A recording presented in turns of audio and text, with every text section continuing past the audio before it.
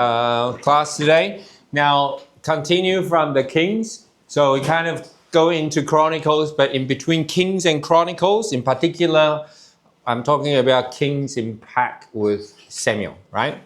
So I ask you to go back, maybe read your Samuel, Kings, Chronicles, and see what comparison you can make. Just recap from some of the things. I won't worry about this one. Last time we talked about the Hebrew Bible, how they sort of fit together. So this week I give you the comparison in between the two. So in today's lesson, almost like I want you to start thinking and comparing between the two sets. I call them sets because Chronicles is one set. You got Samuel, Kings as one set. And then from the writing itself, I want you to also compare between the Protestant Bible as opposed to Hebrew Bible. So Hebrew Bible is based on their tradition. There's a few similarities, there's a few differences. So last week I kind of introduced the idea of the Hebrew Bible. And then this week we'll kind of do the comparison. So you notice that the laws, the Torah is the same, right? Just the 5 books, everyone knows about them. It's called the Pentateuch in our Bible. We call them the Pentateuch, 5 books. But then the Jewish people call them the Torah, which is the law. Then you go into prophets. So they divided the prophet into former prophet, which is pretty much before the period of the kingdoms. That was where they refer to as the former. Later means after the kingdom is gone. After the period of the kingdom is destroyed, they consider the period after is the later period. So that's how the Jewish divided. So they pretty much divided by exile, roughly. Or the time when the kingdom get into trouble, I should say, in the very last stages. So you notice where I draw that downturn. So that very end period is where they start consider the later period. The early period, in other words, you can almost argue that those early periods or the former period is considering the time of David. David, Solomon, and the kings is kind of, they consider the former prophet. But then you got the writings.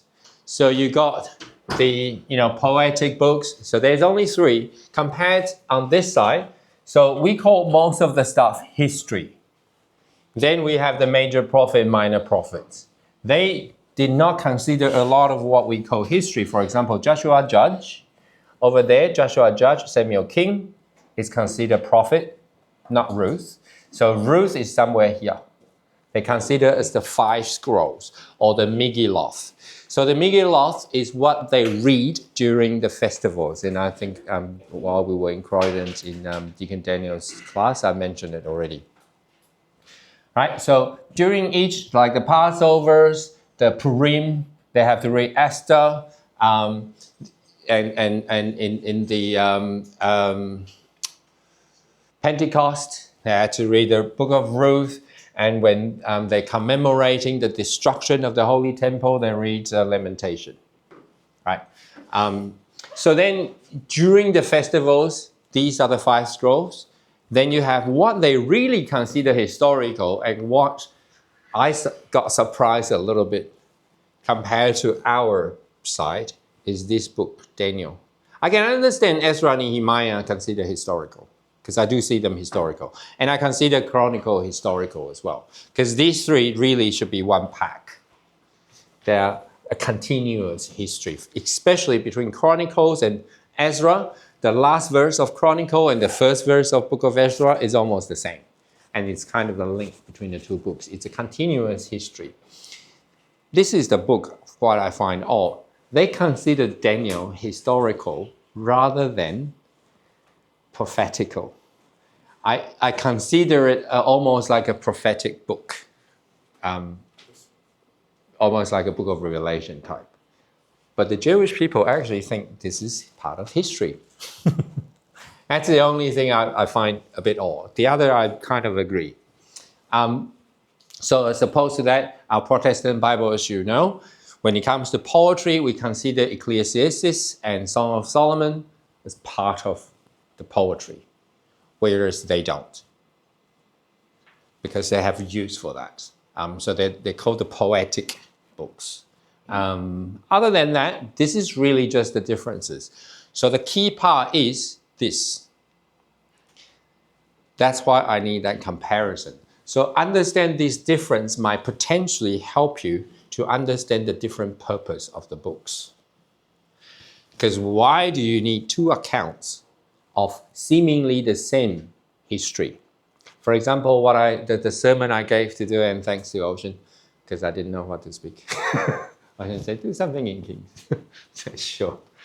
So the prayer of King Solomon, you actually find it in two places, and they are almost identical except last four verses. There's a slight difference in the last verse, but that almost across the entire prayer, it's almost word for word the same.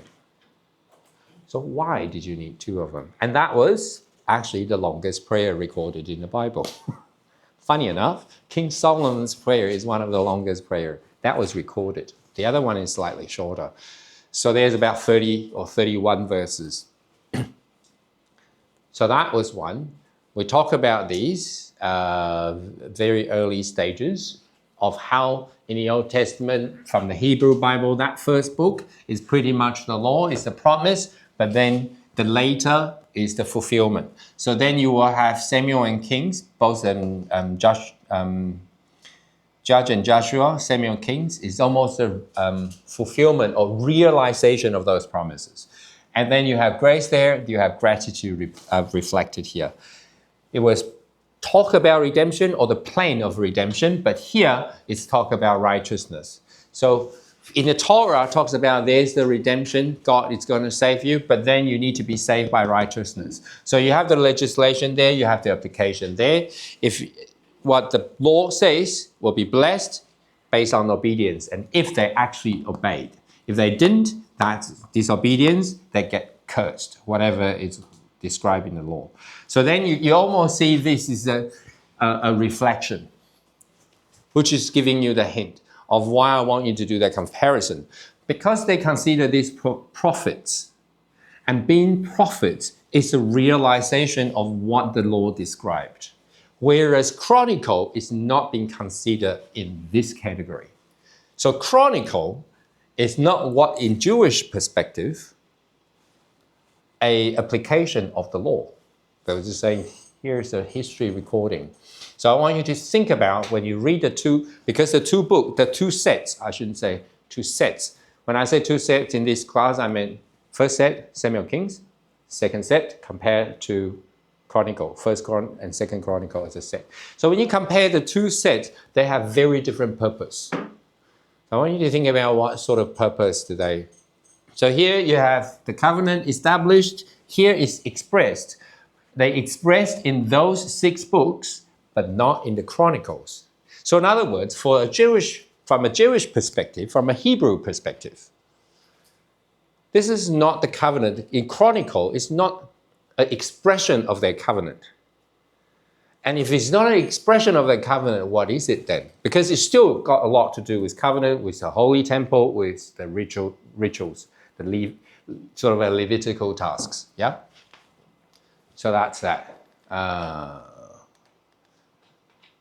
We talk about this. I draw the line. I can't do this on the PowerPoint, so the dip and the little blip, I couldn't. So you had to, yeah. So for those who take, it's easier on the PowerPoint to draw straight lines.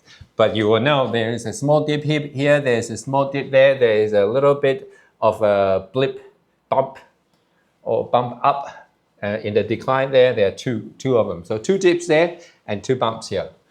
Which is talking about the leadership from patriarch to prophet to prince to priest, and then Christ.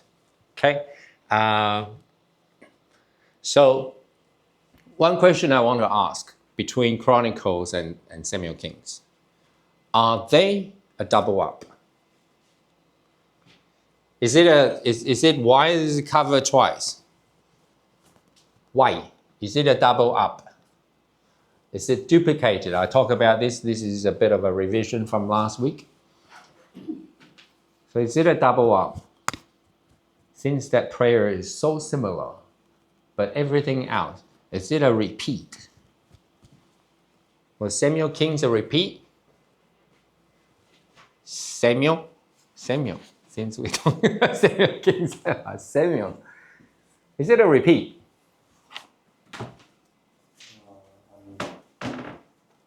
No, mostly. It's just some aspects are different, but mostly the same. What aspect will be different? What they decide to add, what they decide to keep. Elaborate. So what is different? Is it a double up? So okay, then we say it's not a double up. Are there other examples in the Bible where you have these type of things? Gospels. The Gospels. The Gospel was recorded 4 times. Right? We call it a double up or quadruple. Was that, been duplicated? Was it unnecessary? Is it unnecessary to have 4 accounts of Christ's life, the life of Christ? No. Why not? Different. Sorry? Authors? Explain. Different kind of people writing the book. Yeah, but they're writing the same guy. And a lot of the things are the same. Different purpose. What are the different purposes? They're writing to different people. 2 different people, so different audience. Very good. They have a similar overall purpose, but because the audiences are different, they have to. So purpose. Overall purpose in different ways. Purpose, audience. So is the purpose similar or different? I would say it's pretty similar. Really? Like the overall purpose of why these gospels exist is to bear testimony and get people to believe in the good news of Jesus, right? Overall, yes. Okay. Yeah, but because each audience is different, because they're different audiences, you will want to emphasize that in different ways. So I think in Matthew, he was writing to a predominantly Jewish audience, right? yes, a Jewish audience. It begins with the genealogy of Christ, which is to establish that link between Jesus and. I want to argue that about this book then. Why does he begin with genealogy as well when he's actually writing to Gentiles? Luke is a Gentile, right? Yeah. And his general audience is also Gentile. Yes, I agree. Matthew written to, so he begins with genealogy. But why would you begin with genealogy when you write to Gentiles? Who cares? I don't know for that one. So then, we'll talk about it when we get to the 4, but it's good thinking, yeah? Now, so, I really don't want to use these brand new ones. I should keep one just to wipe our thing. So you have purpose, you have audience, you have different methods. What else? When you compare 2 sets, let's use the 4 book of Gospels because that's probably a bit more familiar compared to Samuel Kings and Chronicles. And from there, we come back to think about those 2 sets. So maybe the same or different purpose. Will someone argue that the purpose was different? Because the audience is different, your purpose would have been different, arguably. But on the other hand, there's an overall purpose, and arguably, that should be the same. So what is the same? So remember last week, I asked you to do 2 things. One is called similarity. And the other is called difference. This is where your thinking begins. You want to see where the purpose is in common, is similar. But you also want to find out, then what's the difference? Because there is always going to need to be a different purpose in order to write a different book. Otherwise, why keep it? If the purpose is the same, the methods different, doesn't really matter, does it? There must be a similarity when it comes to the common goal, right? The common why of the Bible overall. They have to share that same common value. But then at the same time, when you keep two accounts of a similar period of time, you must have a difference in purpose. And we need to differentiate that in order to understand why we need this book. Then you can understand from the audience. So you have to consider who are the different audiences. Then how do I know the difference between its audience? Time, very good. So from time, the time period would directly influence who is the listeners, right? So when was King written? Today I'm not using my usual Slido and things. Today I'm going to use my board. Because today you have to think. When I write, we will have time to think. So when was Chronicle written? And when was Kings written? Some of you have studied Bible, read it. Fine, it's okay. It's not called cheating, it's not exam. Yes? Use like one fault line to differentiate the two. Uh-huh. Kings written before the exile. Aha, very good. Yes? Chronicles is after. So, before, there's one fault line. Perfect. And that fault line is called exile. I like that already. So there's a period of time, namely roughly 70 years. Before that, after that. Okay? So, what's the difference in its audience because of this difference then?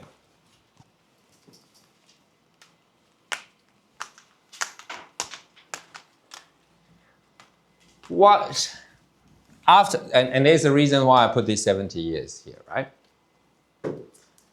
So if this is written after the exile, who would the audience be?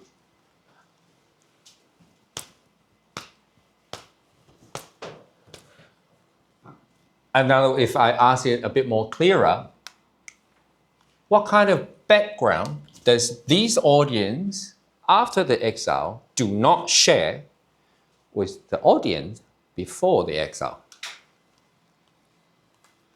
What sort of background can you?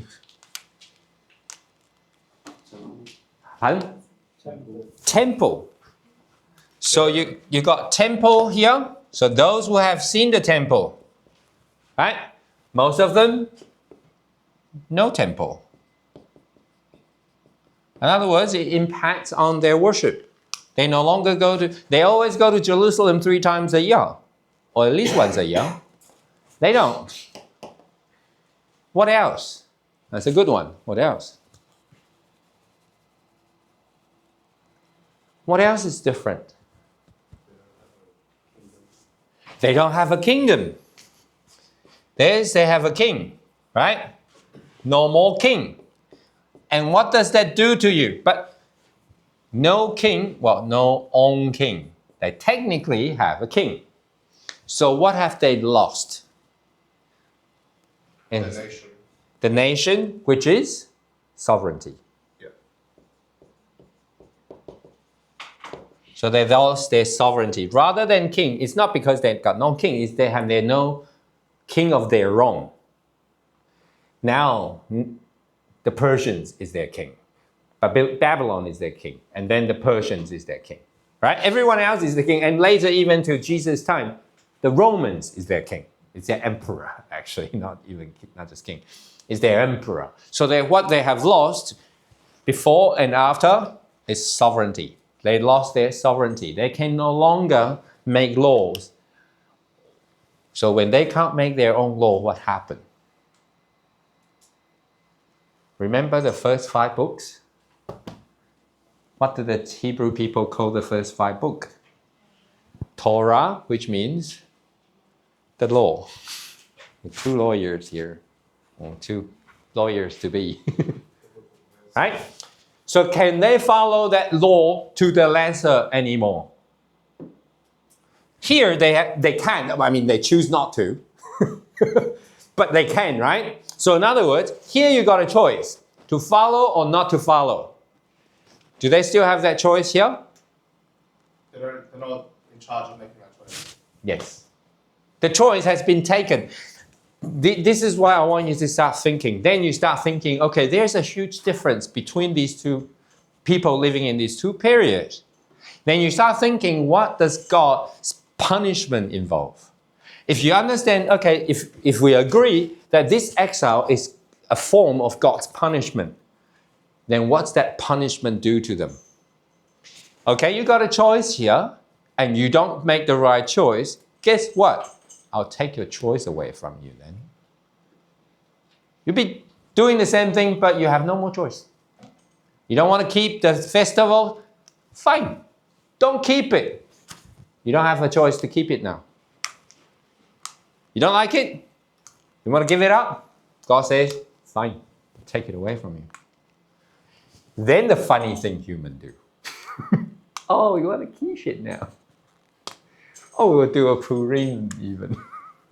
Purim started it after this. Before that, there is no Purim, right? It's only from the book of Esther. It's where they want to remember their God, the salvation of their God. But before that, they didn't want to. God saved them 100 times, and then they were like, yeah, so what? During the book night, the time of Judges, God saved them over and over again and again, and they go, so what? So that's why you got that cycle, and then that cycle continued into the period of the kings. What else? So in order to consider the difference in purpose, you now kind of know, okay, the time is different, so then you're talking to a very different audience. So would that affect your method of talking to them then? Now, these are the people, so also the other thing that these are the people that had already been punished.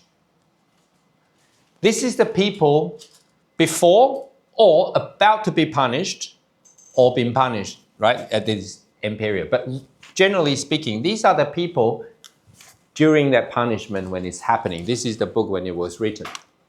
So would you be, if you are the writer, would you have a different method of talking to these two group of people? So they've been punished. What kind of tone, what kind of method would you try to reach them with? Gentle. What else? Pardon? Comfort. What else? Sense of sovereignty, sense of nationhood. Sense of sovereignty, sense of nationhood.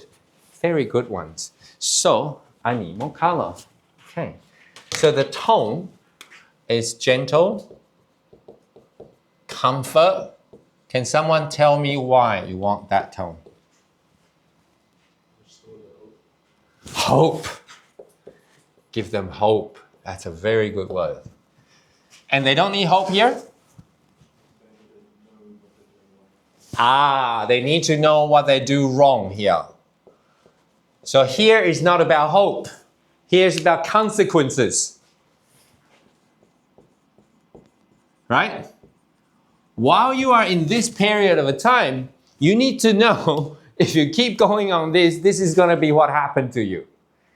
Prophet Jeremiah, Prophet Jeremy, Jeremiah, right?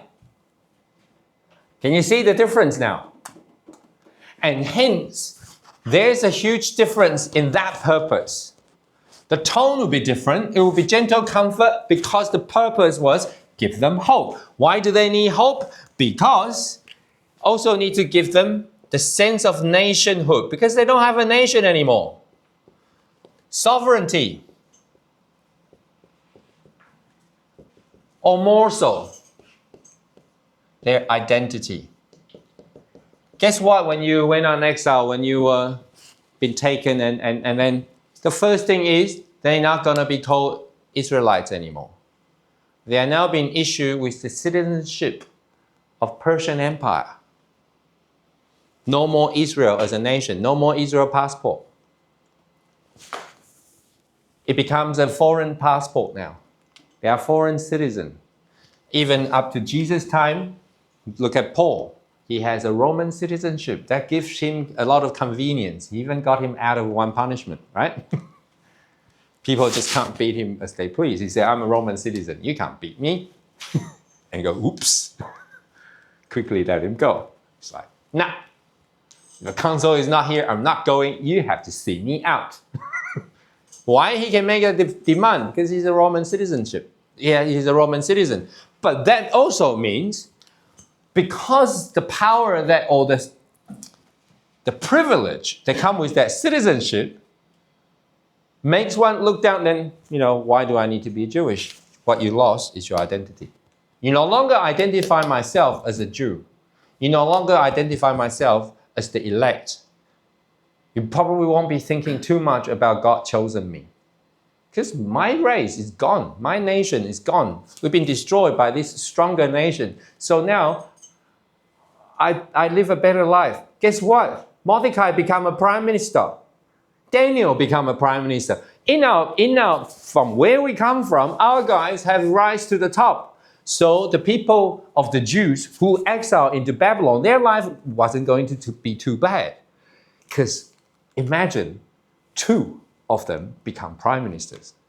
One in Daniel, been prime minister from Babylon all the way to the Medo-Persian Empire. And in the Persian Empire, Mordecai became a prime minister.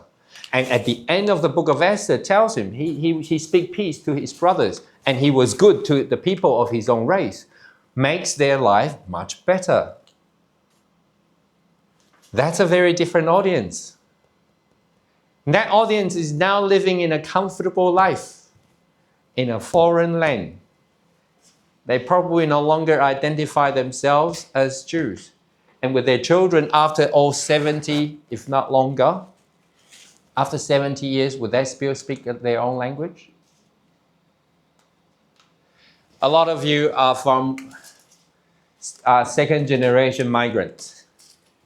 What language do your father speak? Huh? Yeah, your dad. Chinese, Mandarin. What language do your mom speak? Do you know? She speaks 3 languages. There's one more. She can speak a dialect in Hokkien that your grandparents speak, right? Can you speak that dialect? No. How many years has your family been to Australia? 30-something years, right? Half that. Language gone.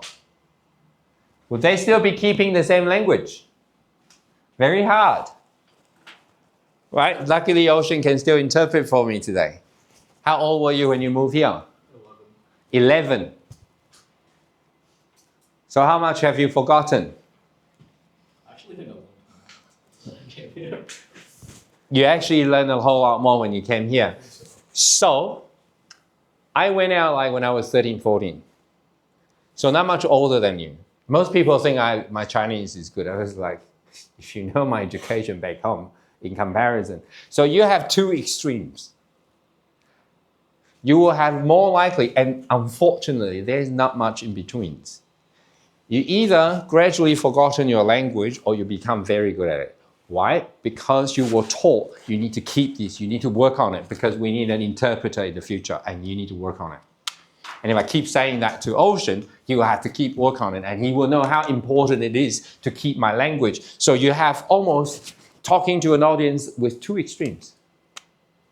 One would be thinking, now I'm in a foreign land, I have to work harder in order to keep my identity, to keep my culture, to keep my language. On the other hand, you will have one, there's no need for that, so I don't really need to learn that. So, but then you gradually, and in between is very hard because the in-betweener, it will go either way along the years. So can you see the different audience now? And can you find that in comparison, in the different purpose? So kings, it's about consequences.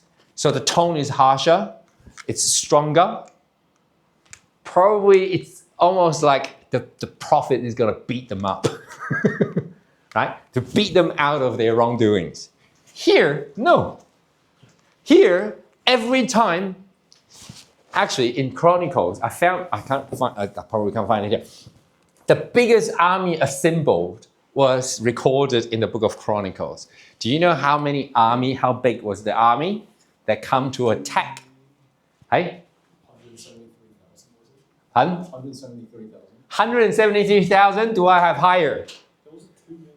2 million. Do I have higher or lower? Any other number? 173,000 once, or you 2 million? 2 million is higher. Any other number? It's in the book of Chronicles. I think it's the Assyrian that came.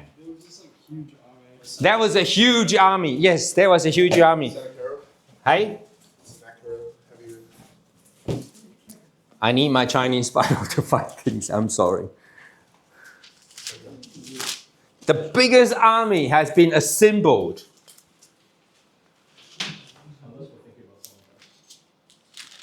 Do you know who they are? I can't find it. But I know the number. It was the biggest army ever assembled, and they conquered them. And then I was like, only in Chronicles they would do that. It's 1 million. 1 million. 1 million army that came upon Israel. Probably find it on your phone. Chronicles, 1 million. That was the biggest army ever assembled. You had 1 million. Oh yeah. But this is similar historical event has been recorded in Kings. Was never mentioned the size of the army. It's not that big. Why? Then you need to. Some pride. Hey? Chapter 14. Chapter 14 of. It was an army. It was. Of which book? 2 Chronicles 14 verse 9. So 2 Chronicles, chapter 14. But they had 300 chariots. Verse what? And the 100 chariots. Verse what? That's the more impressive part. Verse 300 9. chariots. Verse 9. So Zerah, the Ethiopian, came out against her with an army of 1 million men and 300 chariots and came as far as Mareshah. Right? So this is when Asa is the king. And then it goes, "O Lord, there is none like you to help between the mighty and the weak. Help us, Lord God." And what's the result of that battle?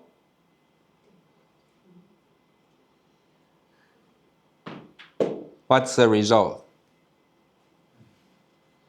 Decisive victory for the Judahites. Yes. And are you able to find that same story, King Asa, in the Kings? Can you check on the Kings what happened in that incident?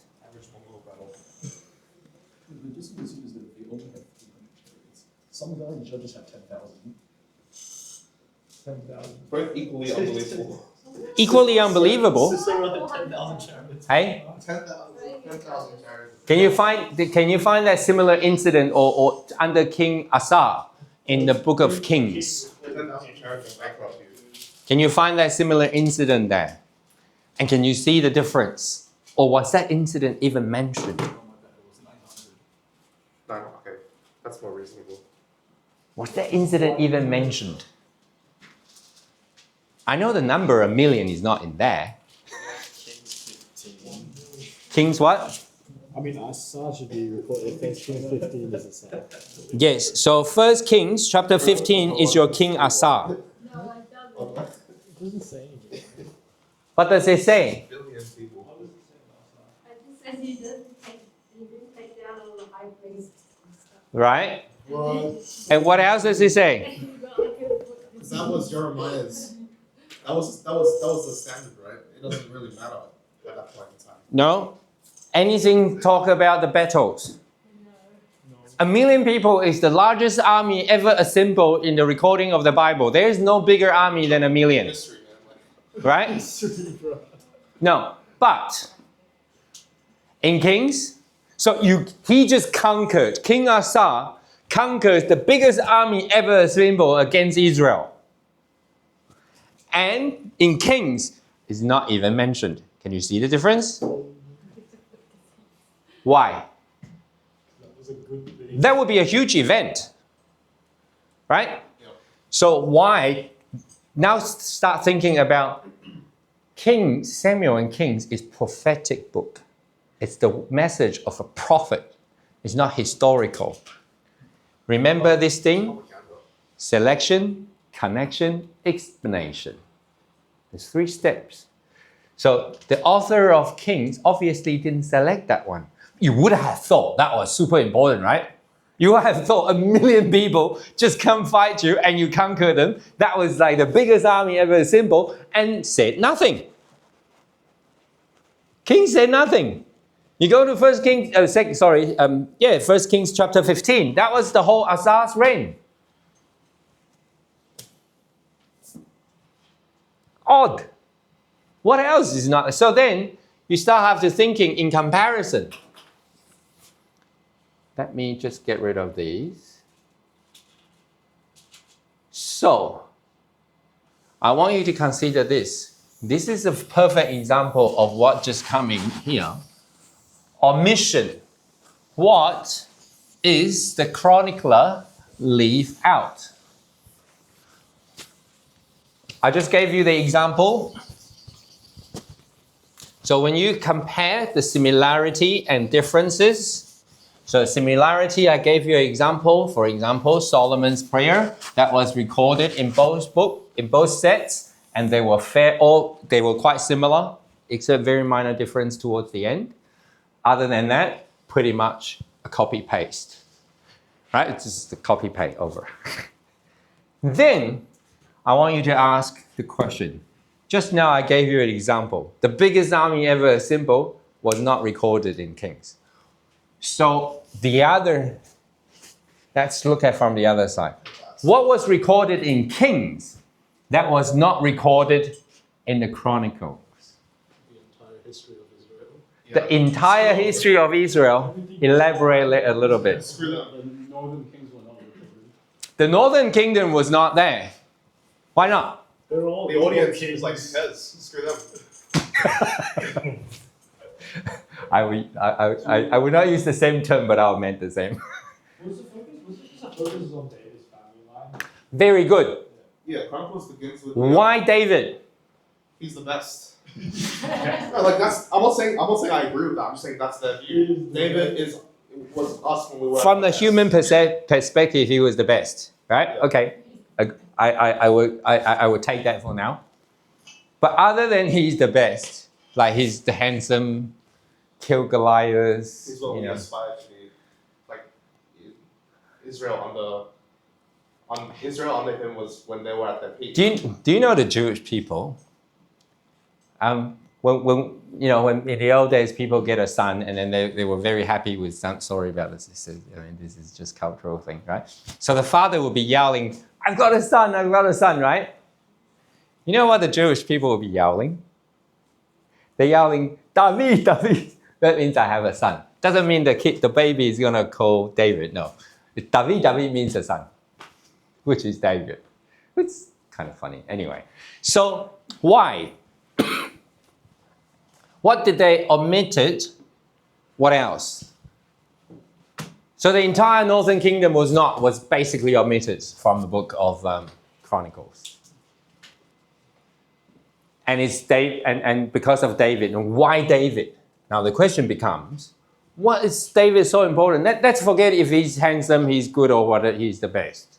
No, like Israel was at its best under David. I think that's why. Okay, what else? Correct. It's the covenant. It's always about the word of God. Because God gave David his word. And that is important.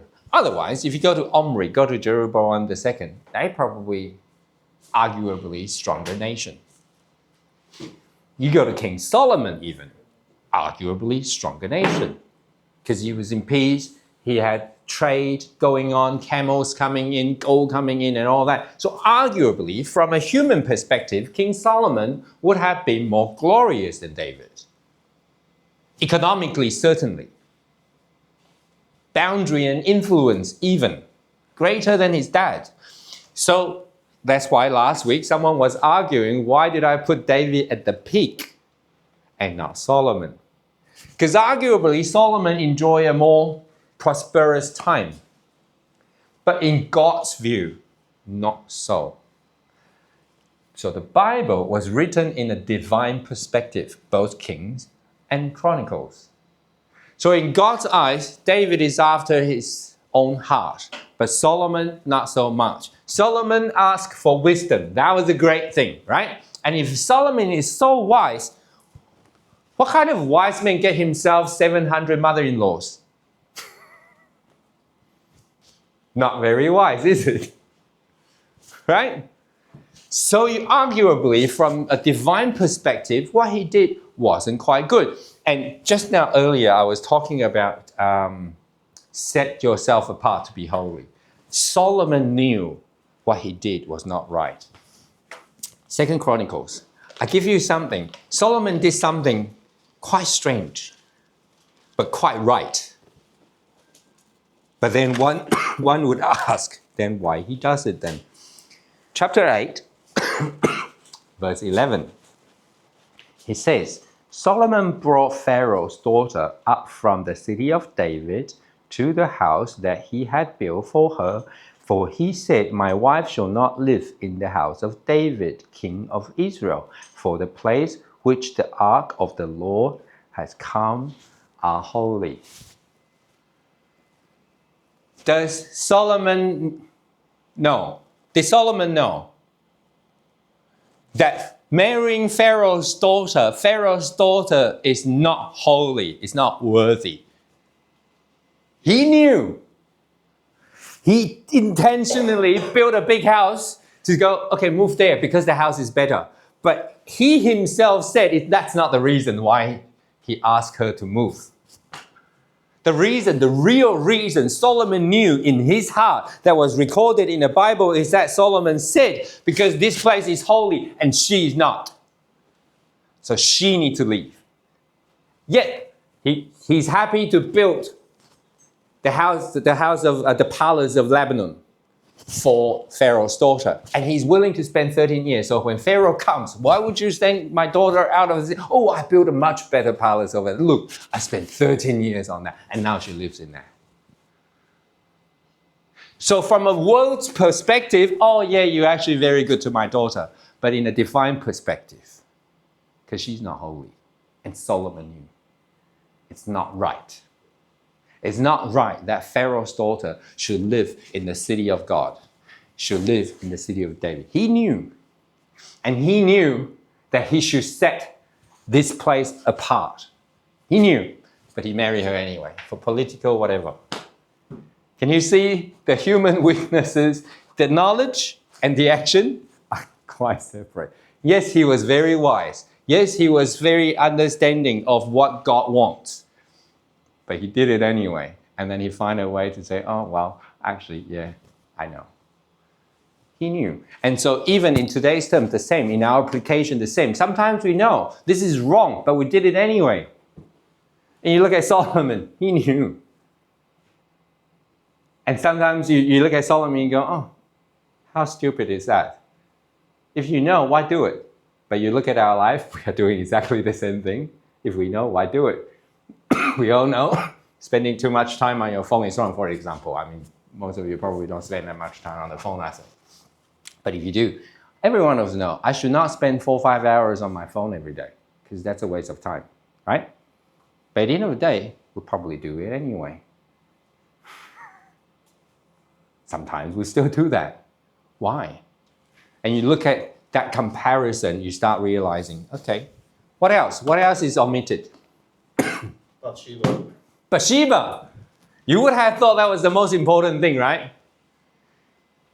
In my view, that turning point is that fateful afternoon when David saw and behold, and from that point he behold, everything went downhill. Right? That was the turning point. In my personal opinion, that was the turning point of the history of Israel. Because King David had sinned greatly And that brought God's punishment into his nation. That's why he went on another exile, that his sons is after his life. And that caused the divisions and the chaos politically within his nation, and then all that follows. And even in King Solomon's time, had to deal with his father's aftermath. For example, the fourth son, Adonijah, right? In the very beginning of First Kings. In the beginning of First Kings, it said David was old and frail. And what happens when the king is old and frail? The fourth son come up and want to take over. That was in Kings. Was not recorded in Chronicles. What else was not in Chronicles? That was in Samuel and Kings. Yeah, Bathsheba was a very big one. Why is it not there? Actually, before we move on, why is it not there? Why would not whoever wrote Chronicles, arguably Ezra, who compiles it, because a lot of it was from historical recording according to his writing, but let's argue is he. Would it counteract the purpose of the message he's trying to communicate? Remember, purpose, the different. So kings would record that thing, arguably with a very different purpose. But a history book won't record that. What kind of purpose would that destroy if you put that event there? Message of truth. Message of hope. So if you want to preach hope, would you say the greatest king has greatly sinned? So remember that. Selection. Right? So what picture of David would it paint to the people after the exile, that you will want to give them hope and you want to give them nationhood, their national identity, say we were a great people, we were God's chosen people, and that was our greatest king. And guess what he did? He messed it up. He messed it up for all of us. Would that give that same message? No. So that purpose would be very different. That's why I keep saying Samuel Kings, a very, very, very different book from Chronicles, because they have very, very different purpose. And when you look at the omissions, this is the comparison. I jumped that, we go into the omission. What else was not there? There's quite a few things I've written, so that's a few things, so there's a few more. What else was omitted?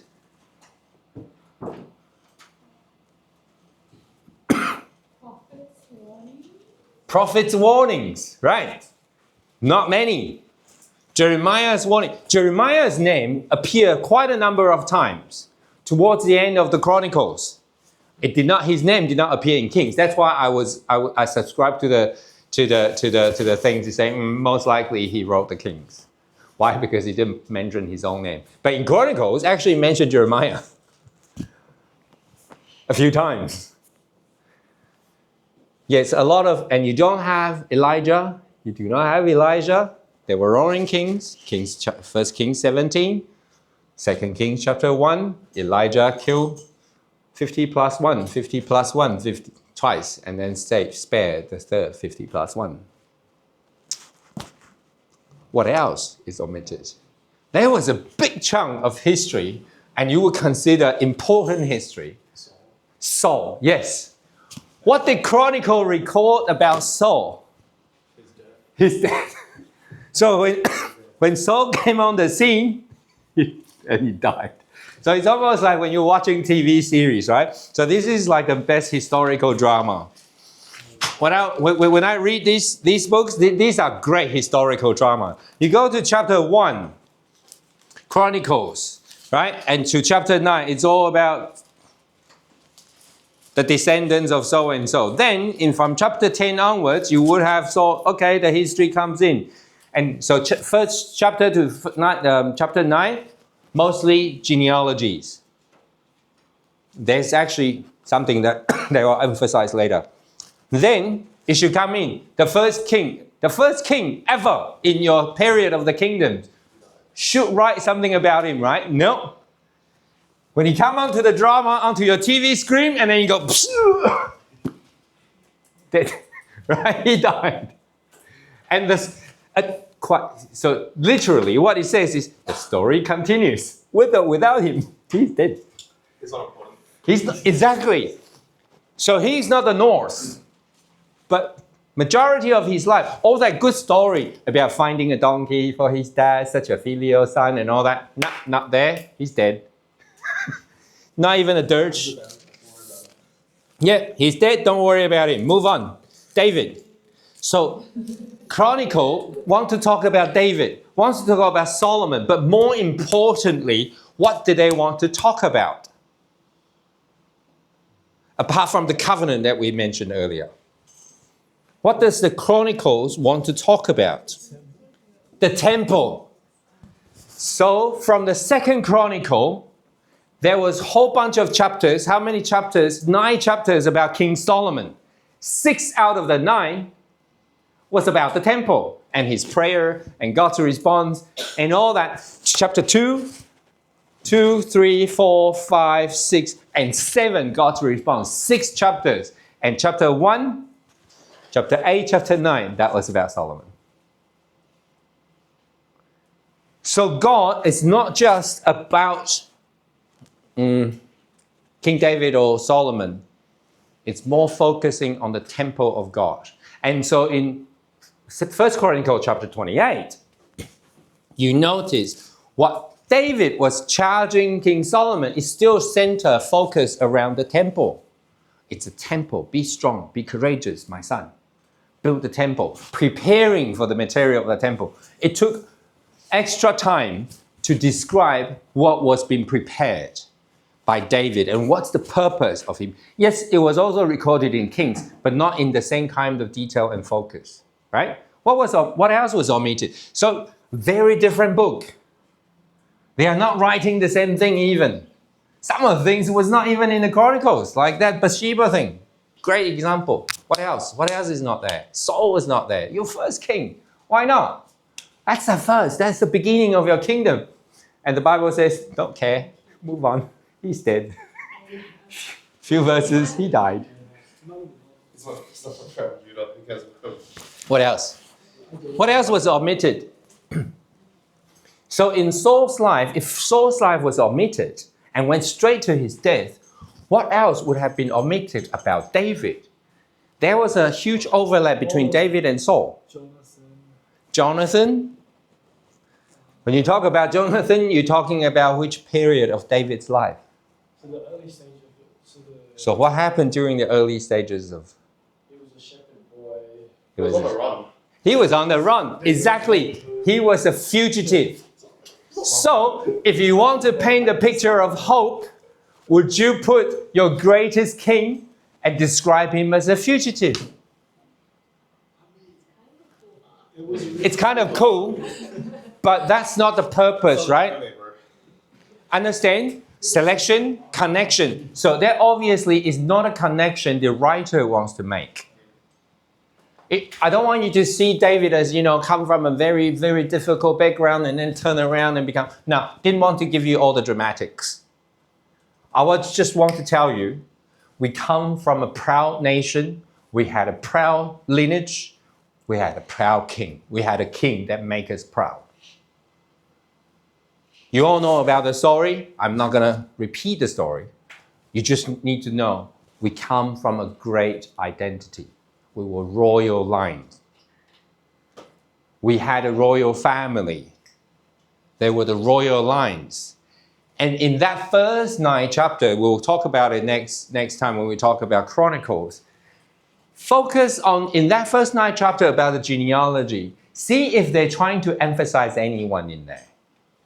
There are a few names repeated a couple of times, or sometimes more than a couple of times. What else was omitted? What else was omitted? In Chronicles. That was in Kings. But Chronicles just don't want to write about it. I know I got some answers in the next slide, but I want you to kind of... So I'm not giving you... Did they talk about the kingdom dividing at all? Oh, they did. They did. However, very good, they did. Something there. Mm-hmm. When the kingdom divided, Yes. So the kingdom was divided. So you go to chapter, I think chapter 10 or something, Second Chronicles. Right? So Second Chronicles chapter 10, you got Rehoboam. So, but then did you notice Rehoboam went on exile to Egypt? That wasn't in Kings. Until King Solomon died, Rehoboam came back. So he did record the northern kingdom a little bit, Jeroboam. But not a lot. It's almost described him, he was a fugitive, now came back because the king did. That's why he came. Very different picture painted in the Kings. The Kings went on a detail. Let's see what verse is that. So in chapter 11, Rehoboam secured his kingdom practically. And then talks about from 13 onwards, when Rehoboam set up his kingdom up in the north, what happened to the Levites? What happened to the Levites? They left. They left. They went to Jerusalem. In other words, they come to follow God. That might have been true, but Kings didn't write in that much detail. It was in Kings, but not like what Chronicles was describing. So you take a whole chunk, like verse 13 to verse 17. Like 4 or 5 verses just to record that. And Rehoboam's family was recorded. That's battle. Rehoboam was, And then Abijah reigned in Judah, and then Asa reigned in Judah, and then they carry on with the history, right? So then the king's history was not very long either. What else has been omitted? So a lot of the things obviously been omitted in their history because it's kind of a shortened. So if you only divided the kingdom from chapter 11, and you only have how many chapters in Second Chronicles to write the entire history of the kingdom or the second part of the kingdom? Can you see the difference compared to what was recorded in Kings? There was quite a few things. So King David's struggle with Saul was not there. Most of Saul's reign was ignored. Mentioned his death. We mentioned that. Didn't even mention how Saul was chosen as king. Wouldn't that be something important? At least mention, how he was chosen, then mention his death and ignore all the parts of his life. It's fine. No, didn't even mention it. Don't care. There is no mention of David's 7-year reign in Hebron and his many wives, where kings did. And recorded the sons of his wives. So it's like, this wife gave him this son, this wife gave him that son, Abigail gave him this one. It's almost like one wife, one son, one wife, one son, one wife, one son in Kings. But in Chronicles, no. And Hebron, no. He was almost like if you only read the Chronicles, you will feel, David has always been the king of the whole Israel, like all the time. But if you read the Kings, it's like actually he's 40 years, he spent 7 years in Hebron as king. And he only ruled the south, namely the Judah and the Benjamite. And the Benjamite wasn't even big. Because remember in Book of Judges, towards the end of Judges, there are only 600 men left in the tribe of Benjamin. And then they robbed 600 wives. And how many can they populate by the time of David? Not much. Compared to Judah and the other tribes. Ephraim, for example, they produce, right? So Benjamin would have been a very, very small tribe. Have to restart, almost like someone hit a reset button and then they go reset, 600 men, 600 wives, repopulate the tribe again. So they're not going to be that big. Absalom's rebellion is missed out. The whole episode with Bathsheba is missed out. So Absalom's rebellion, I thought that would have been an important one in David's life, right? So he was the king, and then all of a sudden his son wanted to kill him, and his son is so handsome, has all this blonde hair, is so good looking, everyone loves him, and that makes a very, very good drama. A very popular son, welcomed by many, loved by his own people, and rebelled against his own father trying to sort after David's life. the greatest king ever lived. This is a very dramatical stuff. This is a good TV stuff. This is like good drama. Guess what? Didn't mention it. Okay. Such a good story. And then he was riding the horse and he was such a beautiful hair. His long hair got stuck into the branch of the tree. And then the general Joab comes and goes, oh, okay. Killed him. Oh, don't tell David. Right? There's no mention of Solomon's many wives either. Didn't talk about Solomon's wife and the idols he's worshipped and they were brought into the palace and all that mumbo jumbo. None of it. Because there was a very different purpose for the Chronicles. That's why he doesn't want to write it. In his selection, he omitted out a lot of things.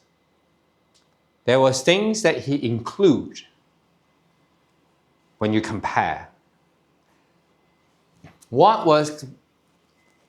So Chronicle is really only concerned with the royal line of David. We mentioned that. So the house of David, right? So what was included in the Chronicles, that was not in Kings. Because that gives you another hint of why this book is different, or this set of books is different from the previous set, as in Samuel and Kings. So what was that? million extra people. Hey? What was included? There was one very, very huge surprise to me about King Manasseh. The best king. Pardon? He had a redemption in Chronicle, right? He's the real king. He was the real deal, right? One of the worst kings, and he lived long and he reigned long. Because usually you would have, most people would say to you, on average, a bad king rules for 11 years. On average, a good king rules for about 33 years. Except you have to discount one anomaly. The anomaly is Manasseh. You put Manasseh among the bad kings and you're doing the mathematical average, everything is screwed up. Because that one king, one bad king, kind of ruined the mathematical average for everyone. Yeah.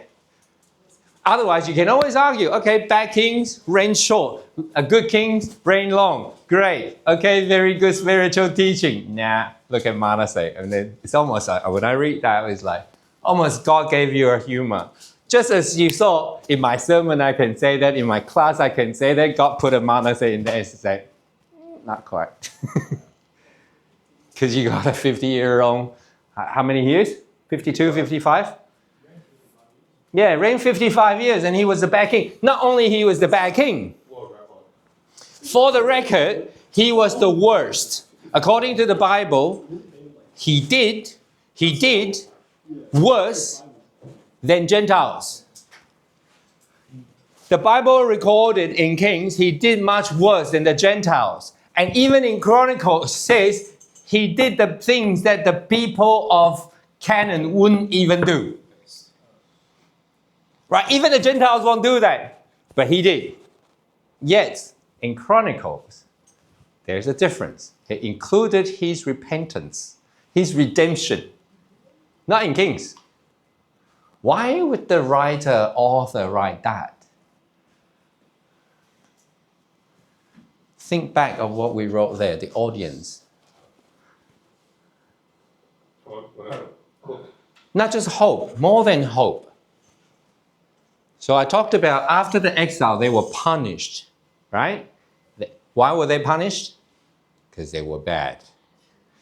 So when you were bad, what's the most important lesson you have to learn? What's the most important lesson you have to learn if you've done something wrong? Repent. So very different audience, very different message. Manasseh was bad, but guess what? He repented. And the author of the chronicler chose to include that important part because he needs that message to the audience. Because the people, after the exile, means they done something wrong. Now they know there's punishment, and they were punished. But because they don't want them to lose hope, They have to tell them, in order not to lose hope, what do you need to do? Repent. Hence, King Manasseh's repentance, his story of redemption, becomes very important.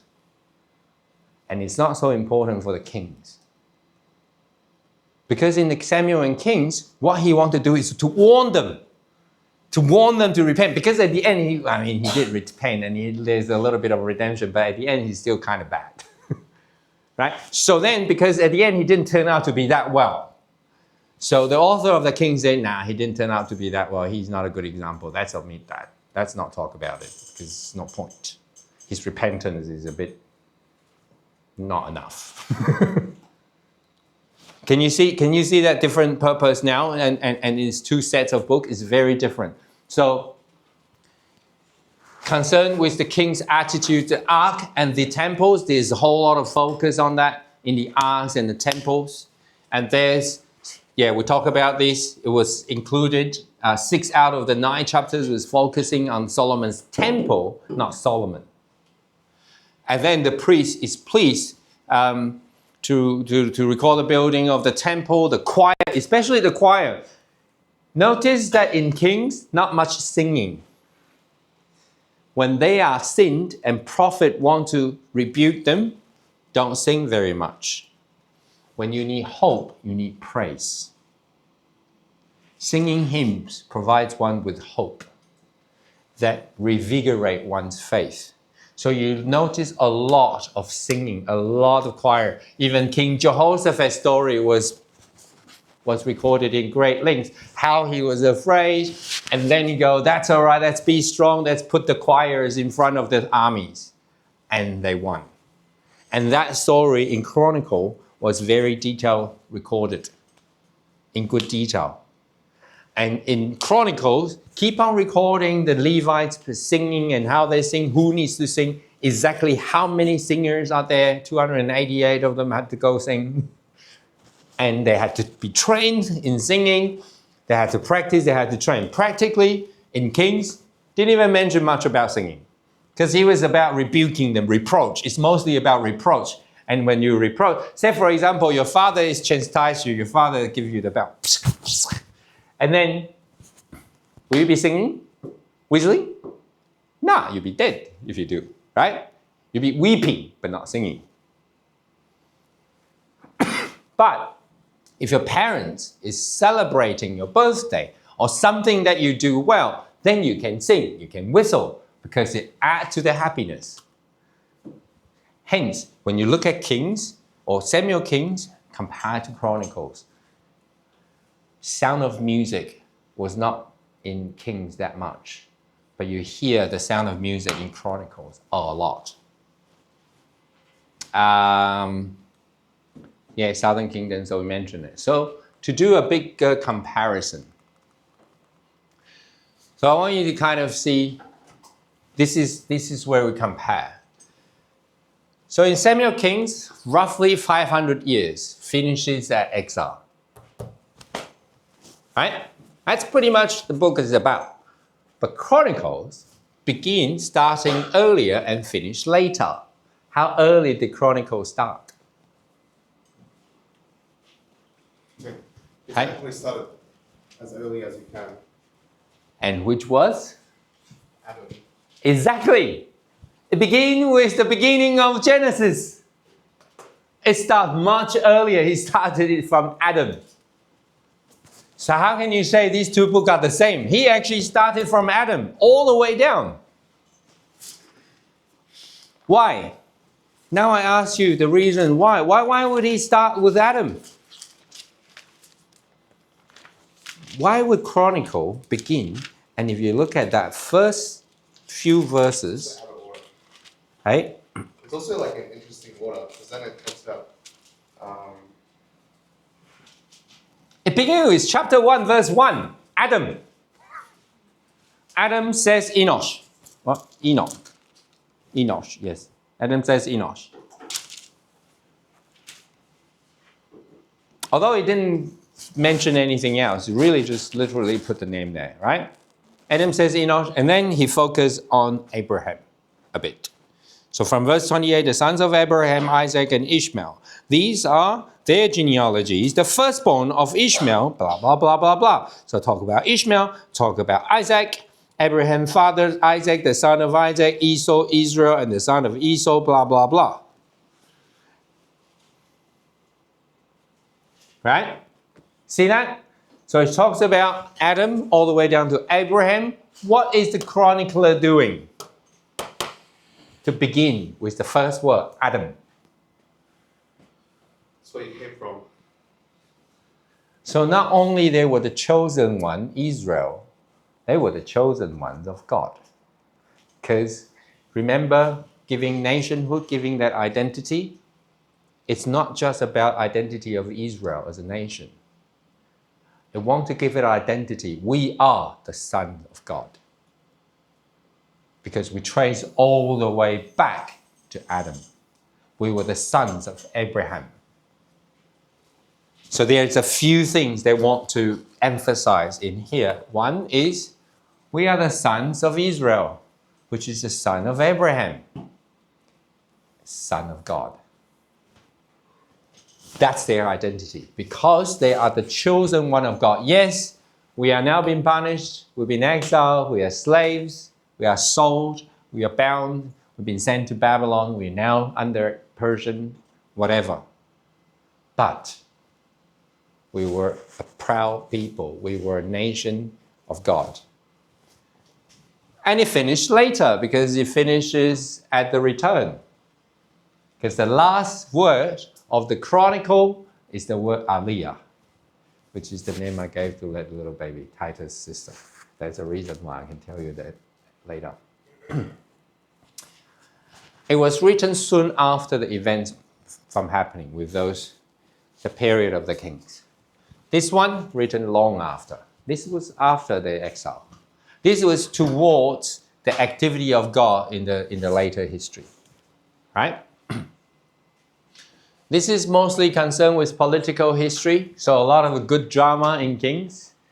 Chronicles is a bit boring. I mean, a little comparatively, because in the Kings, you will hear, oh, King David was old, he was frail, and then he had a virgin that kept him warm, and immediately, and the reason why that virgin was mentioned is not because, and it says David did not sleep with him, because that virgin was requested by Adonijah. That's why he got killed by Solomon later. That was good drama. Because why? Because Solomon was smart. He's like, why would you marry someone? He said, oh, but he never slept with David, who was just a servant, keep David's bed warm. So I'll marry him. I'll ask for her. And King Solomon immediately go, what? If you can ask for her, you can ask for my kingdom.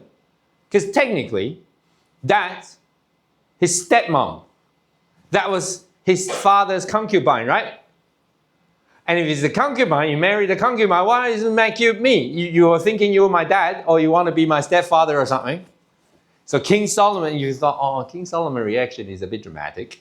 No, that's been politically smart. So a lot of that was political history. So very good drama, very good stuff for TV drama. It's like you watch, you read that passage, those books in the Bible, and you imagine. If you are a director, how would you make this drama? And Samuel Kings makes such a good drama. It's very fascinating to read. Whereas in Chronicles, not as dramatic. Yeah, there's a bit, but it's more of a message of hope. Unless you are Israelites, unless you share their destiny, it's very hard to be excited about a very religious perspective of history. If you share that history, you will know why the last word of Chronicle is Aliyah.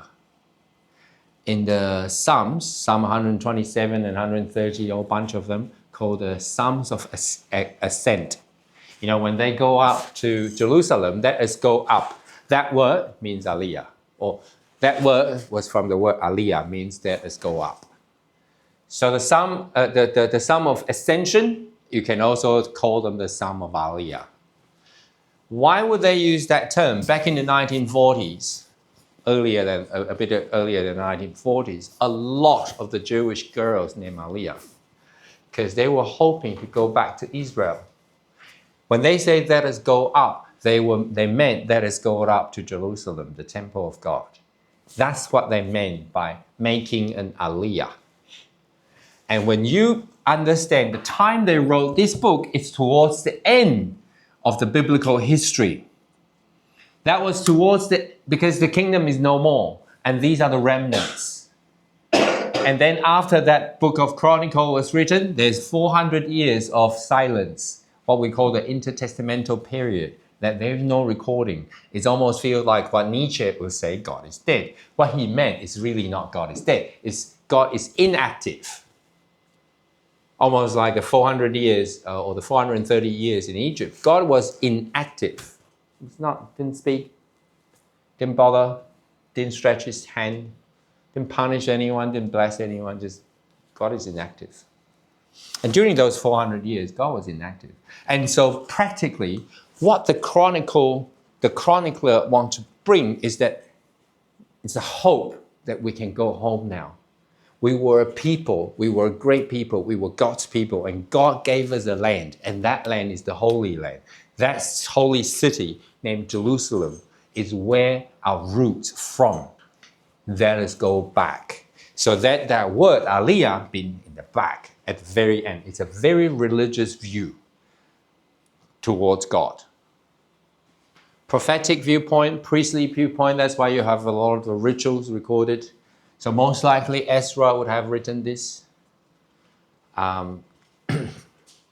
Northern Thousand, there's only Chronicles, we already talked about it. You see a lot of human failings, but you see a lot of divine faithfulness in Chronicles. Because in Chronicles, they get to go home now. Because God says, you'll be punished for 70 years. And now you can go home. And that's why at the end of Chronicles, the very last chapter of 2nd Chronicle and the very last verse, the last word was aliyah, but before that, it was recorded that now the first year of Cyrus, king of Persia, and the word of the Lord of the mouth of Jeremiah might be fulfilled. The Lord stirred up the spirit of Cyrus, king of Persia, so that he made a proclamation throughout all his kingdom and put it in writing. Thus says Cyrus, king of Persia, the Lord, the God of heaven, has given me all the kingdoms of the earth, and blah, blah, blah, and him a house of Judah at Jerusalem, which is in Judah. Whoever among you of all his people, may the Lord, his God, be with him. Let him go up. Let him make aliyah, basically. Then you find that's the hope. The hope is we can go home now. So the whole book of Chronicles have to tell them, this is where we're from. We're from Adam. He's from God. And then we are Abraham. We were proud. God gave us a promise. Gave Abraham a promise. Gave David a promise. We are the receiver of that promise. Let's go home now. Because if you know the history, if I'm going to talk about the book of Ezra, you would know there are about 1 million people in Babylon, or that was on exile at the time, right? How many went back? Take a guess. How many people went back to Jerusalem during that first return or second return?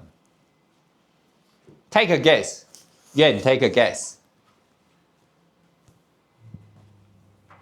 Guessing, don't think. It's just guess. Any number would do. Any number up to 1 million would do. 500,000. 500,000. I have 500,000 going back.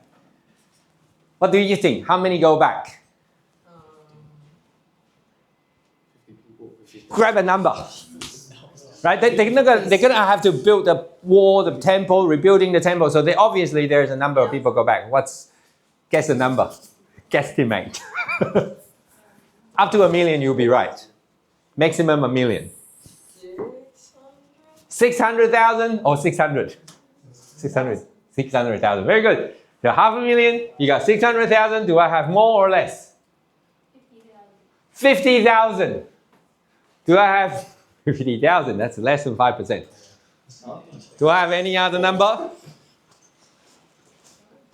Actually, Michaela was mine. It's 50,000. Not many people going back. So you need to write them a message of hope. Because this book is also need to be a propaganda. Why? It's our home, it's our root. We need to go back. He had to encourage people to go back because not many people want to go back. Why not? It's quite nice there. Hey? It's quite nice in Babylon. Yeah, Babylon is good life. It's quite nice. Yeah, it's nice there. They established there. They got families there, and Jewish people, you know them, they wherever they go, they do business. And they're tradespeople, they do business. And when you have your business, would you want to move? Would you want to migrate? You are making money. Why would you move? You know, and there was 2 prime minister I mentioned, so their life isn't too bad. Nobody is persecuting them anymore. They would have enjoyed a pretty good life after Mordecai becomes the prime minister. So their life is not that bad. They can do business. No, they can't practice their religion, but you know, there's no temple anymore. We'll just keep our faith. We'll believe that the Lord is the Almighty God who created the heaven and the earth. And maybe we'll keep the Passover as a festival. Not too religiously, but at least we keep it. So Ezra was saying, no. We are much better than that. So Ezra had to change their view, had to motivate them to become religious again. And they did. They become much more religious because they did learn their lesson. Up till this day, they still do not worship idols. You go to any synagogue, there is not going to be any icon or image of man or anything. You will see flowers. All their ornament of a synagogue, you go to St. Kilda, there's a couple of synagogues, there's a big one there in St. Kilda Road and Turek Road into the junction there. You go there, they don't have animals or anything, just flowers. All their decoration in the synagogue. And practically the whole synagogue is started by Ezra. And they worship it, they keep their Sabbath from then till this day. Today, you go to St. Kilda Beach, there's a whole bunch of Jewish people there. You will see them wearing these hats and then with the braids like this, and they will walk on the street with their wives and children. So the Orthodox would dress very, very conservative in a very traditional attire. They'll be walking on the street. They are not driving a car. Why not? It's working. Exactly. They can only have a Sabbath working, and they still practice that today. That's the reason why you have Pharisees. That's the reason why Jesus rebuked them, but Jesus loved them. Because the Pharisees are the good ones. The Sadducees are not that good. Jesus never rebuked them because they're hopeless. That's why they are sad, you see. That's why they're sad, you see, Sadducees. Yes. So royal vice, a lot of the royal vice, family upheaval, what's that word? Usurping? Huh? Usurp. Yeah, so one usurp this and all that, mumbo jumbo, right? And royal virtue. So you notice when we say royal virtue, it's like David, Solomon, all the good things were there. All their sins was not quite there. The Solomon's many wives, not really there. Yeah. Moral, more spiritual, more ritual here, more moral, more righteousness there. So that's why there's a very different selection between the 2 sets that I want you to kind of have a look. We'll go into a bit more details. I can't remember which week was that. Oh, not next week, right? Next week is something else. That's all right. But that's the comparison I want you to think about. So earlier we talked about that purpose is different. And how do we know that purpose is different? You look at the audience. And how do you know the audience is different? When was it writing? You look at the time of writing, you will know. And because of that time of writing, because of that difference in the audience, the author has to use a very different method. And because of that different purpose, now affect what history, what event do you select? And how would you connect them? And then, which is what turned into a lesson, a class like what we have today, because that's the evaluation or the explanations we can give to something like that. Cool? Hopefully you got something out of this. Any questions? Comments? There's probably something for you to think about. And then you go back. So now I'm hoping that you go back, this week, you can read the book of Chronicles. And hopefully that gives you a very different perspective now when you read it. So it's not going to be as boring. You're going to have to spot what are the similarities. We talked about a lot of the differences today. What was omitted, what was included, compared between the two. However, what I haven't talked a lot about is the similarity. That's probably what Jeremy was talking about earlier. There's a common theme, but not necessarily. So then the theme should be common, but the purpose and the objective is different. That gives us a very different results. Cool. Okay, that concludes our class today. Let's kneel down to pray and give thanks and to conclude our Sabbath service.